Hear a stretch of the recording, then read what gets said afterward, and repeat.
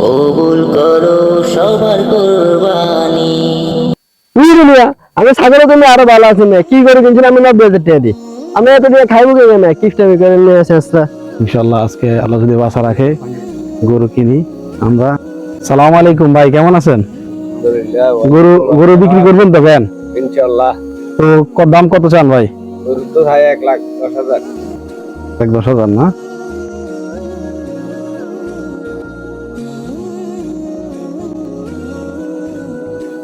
ভাই আপনার গরুটার তো রাগ অনেক বেশি, একটু আমার বাড়ি পর্যন্ত পৌঁছে দিয়ে আসেন। আচ্ছা ঠিক আছে। ভাই গরু কত? ভাই 90,000 টাকা। গরু কিনা তো ঠকে গেছেন। চাচা ইদিলে কি গরু কিনে লইছেন? হ্যাঁ ভাতিজা, গরু কত চাচা? গরু তো 90,000 টাকা হয়েছে ভাতিজা। 90,000 টাকা কি করে বলছেন? 90,000 টাকা আর ভালো করে খাওয়া যায়। কি ভাই গরু কত? 90,000 টাকা। দাদা গরু কত? ভাতিজা 90,000 টাকা। 90,000। আমি ছাগলের জন্য আরো ভালো আছি না, কি করে কিনছিলাম আমি 90,000 টাকা দিই। আমি এত দিয়ে খাইবো কে না, কিস্টামি করে নিয়ে আসে আসতে।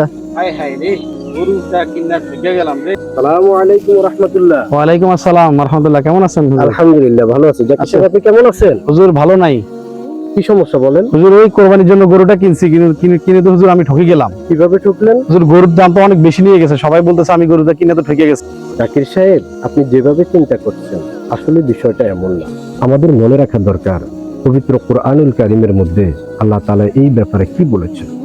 আল্লাহ সুবহানাহু ওয়া তাআলা পবিত্র কোরআনুল কারীমের 37 নম্বর আয়াতে বলেছেন, লা ইয়ানালাল্লাহা লুহুমুহা ওয়ালা দিমাউহা ওয়ালাকিন ইয়ানালুহুত তাকওয়া। তার মানে হলো কুরবানিকৃত পশুর গোশত এবং রক্ত আল্লাহর কাছে পৌঁছায় না।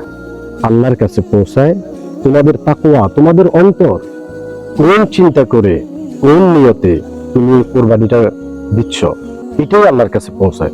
কোরবানির গরুর দাম কত হলো, কত বড় হলো, এটা it's does not to matter Allah. এটা আল্লাহর কাছে ব্যাপার নয়।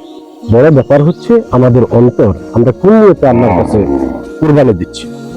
আরেকটি বিষয় হলো আমাদের মনে রাখা দরকার, এই যে শুধু বনের পশু কোরবানি দিলে হবে না, আমাদের মনের পশুত্বকেও কোরবানি দিতে হবে।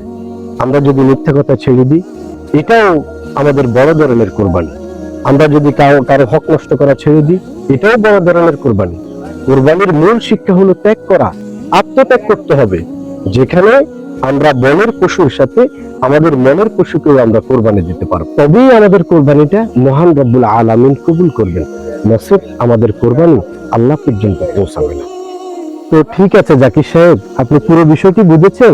আলহামদুলিল্লাহ হুজুর। আমি দোয়া করি আল্লাহ সুবহানাহু ওয়া তাআলা আপনার কোরবানিটি কবুল করুক। হুজুর আল্লাহ আপনার মঙ্গল করুক। ঠিক আছে, ভালো থাকবেন। আসসালামু আলাইকুম ওয়া রাহমাতুল্লাহ।